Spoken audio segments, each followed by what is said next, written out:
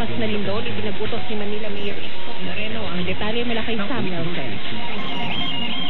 Pinagpupusahan itong si Manila City Mayor Isko Moreno sa lahat ng opisyal ng 876 na barangay sa Luzon na maganda para sa posisyon sa lindol. Kasunod yan ang sunod-sunod na paggaling na nangyari naman sa Cebu, Davao at iba pang lugar sa Mindanao at Luzon.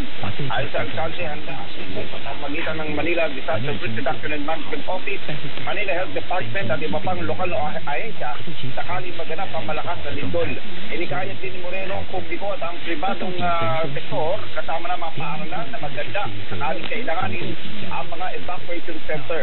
Dinagdag pa na dapat isagawa ang sabay-sabay na earthquake drill hindi lamang sa lungsod ng Maynila kundi sa buong National Capital Region para mapagandaan ang posibleng pagtama ng dating buwan. Ako rin Sam Milton ng Gemix Paradyo TWB. Dapat totoo. Samantala, hinihinalang tulak ng ilegal na droga na aresto sa buy-bust operation sa Pasig City. Ang balita naman mula kay Olan Bola. Huli ang isang hinihinalang tulak ng ilegal na droga sa buy-bust operation ng mga otoridad sa Pasig City. Hinilalang suspect alas ng Olem, 26 anyos, 13, ng Barangay Santa Lucia ng nabanggit na Luzon.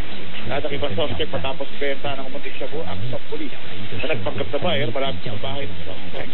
Nakuha mula sa kanya dalawang pakete na umaray siya po na may timbang na may 10 gramo at nagkakahalaga ng may 70,000 piso at may ng paglabag sa comprehensive dangerous drugs na ang nasampa laban sa suspect. Ako si Olan Bola ng GMA, Sita Radio Double. Dapat ito.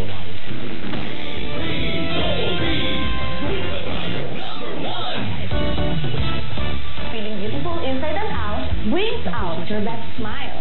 Hi, I am Minnie Rodil, a Dacian. To take care of others, I need to take care of myself. That is why I always eat healthy food and exercise regularly. Plus, with the help of MX3 capsule, cholesterol, and fat-free. MX3 capsule, dito ako believe.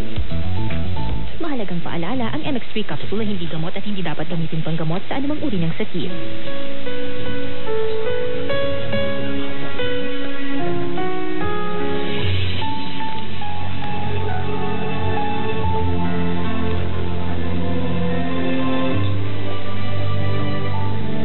Ito ang oras ng panalangin.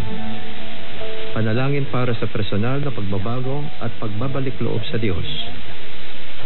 Ang mga petisyon na nilalaman ng panalangin ito ay hinango sa mga katuruan ng salita ng Diyos, ang Biblia.